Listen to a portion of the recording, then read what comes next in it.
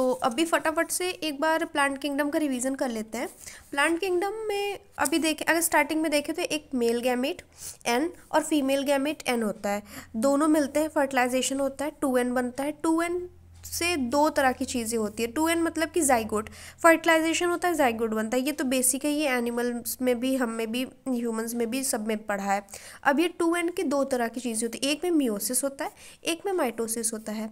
अगर मियोसिस हो रहा है तो जो 2n रहता है वो डिवाइड होता है। देखो 2n है, 2n अपने अपने में एक डिवाइड होता है, एक n बना लेता है, एक n बनाता है, एक n सेल बनती है और एक दूसरी n सेल बनती है। जो एक n सेल बन रही है वो स्पोर कहलाती है। इसको कहते हैं थैलोफाइटा, जो कि इसके थैलोफाइटा के अंडर आता है एल्गी। एल्गी तीन तरह का होता है, क्लोरोफाइसी, फियोफाइसी, रोडोफाइसी। अब देखते हैं यहाँ पे एम्ब्रियो जो बना था। देखो माइटोसिस, हाँ माइटोसिस जो होती है इसमें 2n रहता है। 2n में क्या होता है कि 2n अपने आप में रेप्लिकेट हो जाता है, एक 2n में रेप्लिकेट होता है, दूसरा भी 2n में रेप्लिकेट होता है। वो सेल बीच से डिवाइड होती है, दो सेल बन जाती है। जो 2n बनता है वो एम्ब्रियो बनता है। एम्ब्रियो, अब देखो जैसे 2n जो भी इनको मिला था वो 2n से 2n ही बनता है और एक नया प्लांट बन जाए। एम्ब्रियो है, एम्ब्रियो बड़ा होगा, वो एक नया प्लांट बनेगा। इससे बनने वाले जो भी प्लांट होते हैं उनको एम्ब्रियोफाइटा कहते हैं। एम्ब्रियोफाइटा में ब्रायोफाइटा आएंगे, टेरिडोफाइटा आएंगे, जिम्नोस्पर्म आएंगे और एंजियोस्पर्म आएंगे। जो ब्रायोफाइटा आता है, ब्रायोफाइटा में वेस्कुलर टिश्यू यानी कि जो जाइलम फ्लोएम था वो नहीं प्रेजेंट होता है। फिर उसके बाद टेरिडोफाइटा। देखो जब भी हम पढ़ते हैं ना तो हम, जैसे एनिमल किंगडम में भी था स्पोरिफेरा, सीलेंट्रेटा, ये तो धीरे धीरे धीरे धीरे इवोल्यूशन होता जाता है। वैसे ये भी समझो, एल्गी, एल्गी से बेटर होगा ब्रायोफाइटा, ब्रायोफाइटा से बेटर टेरिडो, उससे बेटर जिम्नो, उससे better angio. Angio proper plant होता है जो हम लोग देखते हैं, जिसमें मोनोकॉट और डाइकॉट दो तरह की चीज़ें आती हैं। ब्रायोफाइटा में देखो अभी वेस्कुलर टिश्यू नहीं है, टेरिडोफाइटा में वेस्कुलर टिश्यू आ जाता है पर ये सीड्स नहीं बनाते। अब जिम्नोस्पर्म में वेस्कुलर टिश्यू तो आ गया, ये टेरिडोफाइटा में ही आ गया, तो इसमें तो ऑब्वियस सी बात रहेगा। इसमें नेकेड सीड्स होते हैं बट उनमें कवरिंग नहीं होती है।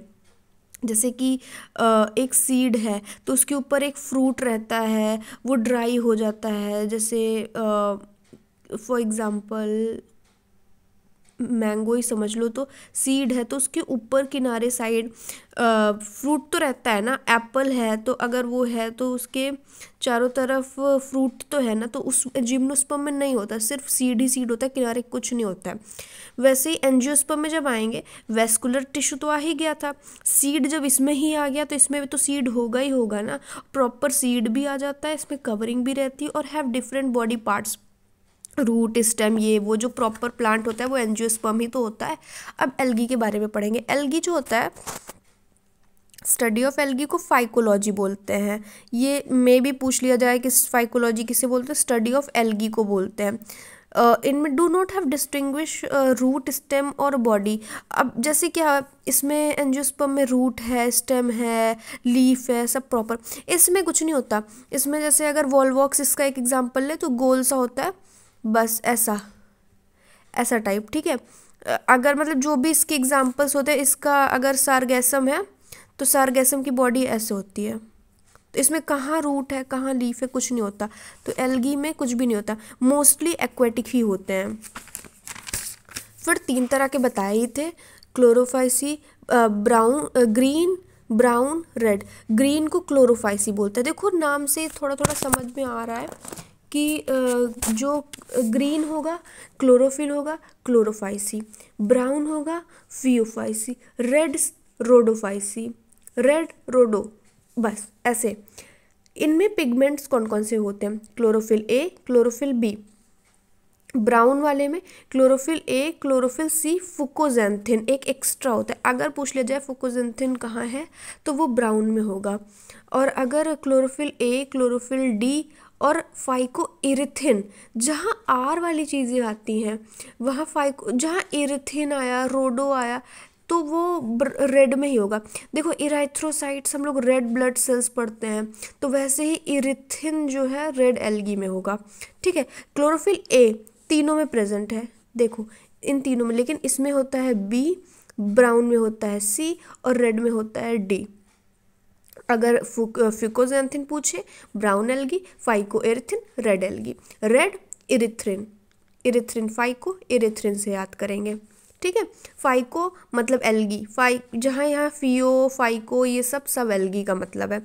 इसमें जो है जो कुछ भी फूड एंड ऑल होता है वो स्टोर्ड किस तरीके में होता है, स्टार्च में स्टोर होगा। ये जो है स्टार्च में ना होकर मैनिटॉल और लेमिनेरिन के रूप में स्टोर होता है। ये floridean starch, flower red flower floridean starch, ऐसे याद कर लो।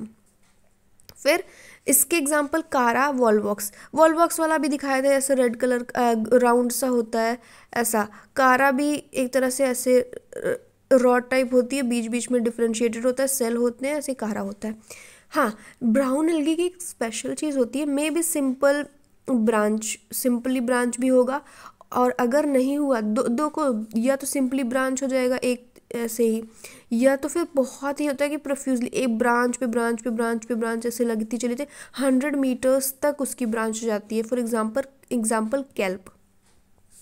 रेड में, रेड के एग्जाम्पल अगर याद करना, P2G2, Polysiphonia porphyra, gelsemium gracilaria. हाँ, अभी थोड़े से इसके यूज़ देख लेते हैं एल्गी के, कि एल्गी कहाँ कहाँ मतलब इसका यूज़ किया जा सकता है। Half of the total CO2 fixation through photosynthesis, ये सबसे इम्पॉर्टेंट चीज़ है। Food for aquatic plant, algae जो है एक्वेटिक प्लांट्स के लिए फूड भी बनाता है। फिर Porphyra Laminaria Sargassum used as food. देखो क्या होता है, 70 स्पीसीज होती हैं, एक्वेटिक स्पीसीज होती हैं एल्गी की, जो एक्वेटिक मतलब ऑब्वियस सी बात है पानी के अंदर जो रहती हैं, तो वो उनमें से जैसे वो सब खाने की तरह यूज़ हो जाती हैं। स्पेशली पोरफायरा, लेमिनेरिन और सारगेसम, ये 3 नाम थोड़ा स्पेशल है, ये एक्वेटिक फूड की तरह यूज़ हो जाते हैं। क्लोरेला, ये भी एक एल्गी है, प्रोटीन रिच होता है, इसमें बहुत प्रोटीन होता है, एज ए सप्लीमेंट यूज़ होता है। स्पेस ट्रेवल जो करते हैं ना, स्पेस ट्रेवलर्स होते हैं, वो लेके जाते हैं इसको कि प्रोटीन की इनटेक उनकी बराबर रहेगी, तो क्लोरेला खाते हैं। अब तो जैसे जिम विम जो करते हैं उनके सप्लीमेंट्स में भी क्लोरेला आने लगा है, तो ये बहुत बहुत इम्पॉर्टेंट होता है। आगार, आगार हमने सुना होगा कि जैसे आइसक्रीम बनती है, जेली बनती है, अब तो पिज़्ज़ा वगैरह भी कभी कभी बनता है, मतलब कभी कभी डाल देते हैं, या जेली केक्स बनते हैं, तो उसमें सब में क्या होता है कि जेलीडियम ग्रेसिलेरिया से अगार निकालते हैं और उसको यूज़ करते हैं आइसक्रीम और जेलीज और ये सब बनाने में, और बहुत इंपॉर्टेंट होता है। इनके बिना, अगार के बिना आइसक्रीम और जेली में टेक्सचर ही नहीं आता है, आप बना ही नहीं सकते हो। जो मतलब आजकल थोड़ा सा ऐसा jelly type cake, transparent cakes ये सब आते हैं, वो सब अगार की हेल्प से बनते हैं।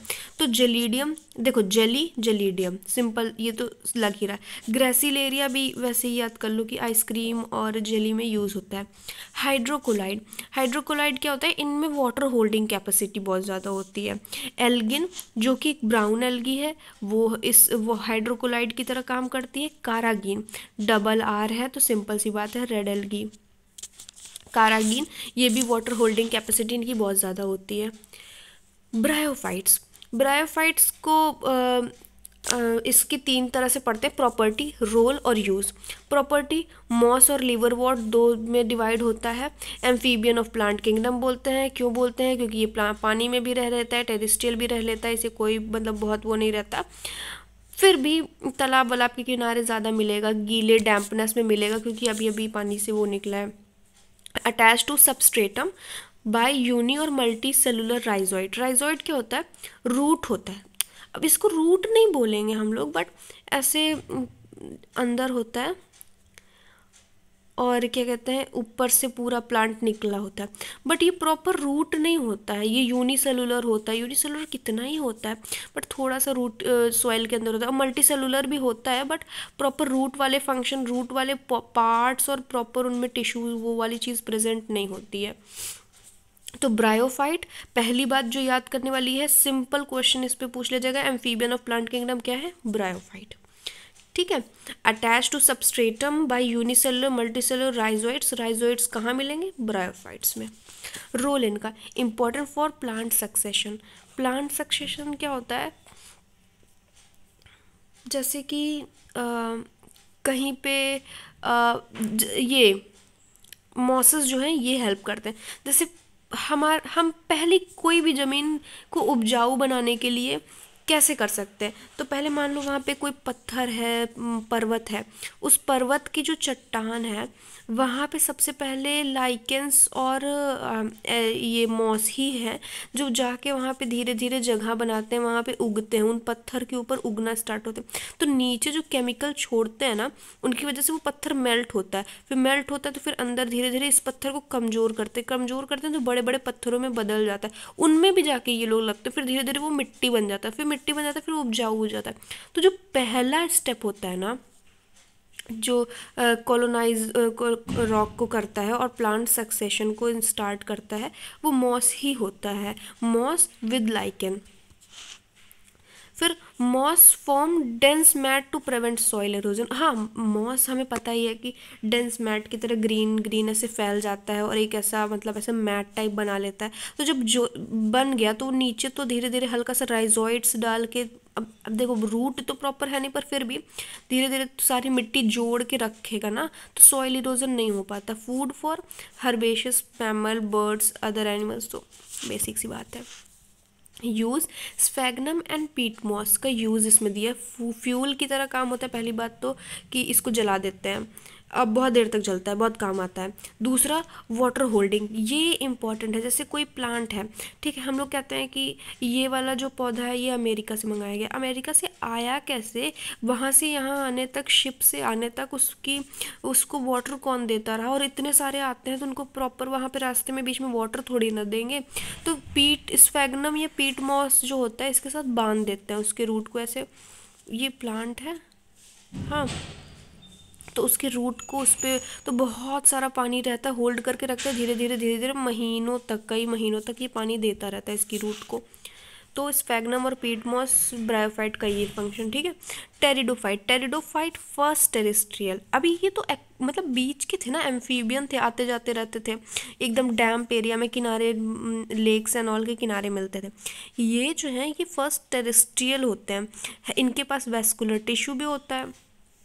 इनमें अगर देखा जाए माइक्रोफिल, सिलेजिनेला की पत्तियां एकदम छोटी छोटी पतली पतली होती। फर्न्स, देखो नाम से फर्न्स लगता है कि हाँ इसकी पतली पतली छोटी छोटी पत्तियां होगी, पर ऐसा नहीं है, इनकी पत्तियां थोड़ा बड़ी बड़ी होती हैं, ऐसा उल्टा होता है।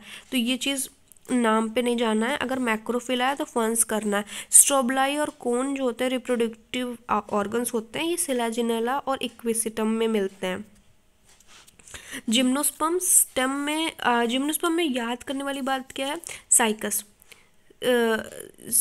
साइकस जो है यूनिसेलुलर होता है, अरे सॉरी साइकस जो है अनब्रांच्ड होता है, और पाइनस जो होता है वो ब्रांच्ड होता है, और सिड्रस जो होता है वो ब्रांच्ड होता है। साइकस और पाइनस में अगर कभी भी ऐसी चीज़ मिल जाए कि ये साइकस में है या पाइनस में, और साइकस पाइनस दोनों में है, तो साइकस पाइनस दोनों में आंसर होता ही नहीं है। जो चीज़ साइकस में है वो चीज़ उल्टा ही पाइनस करता है हमेशा।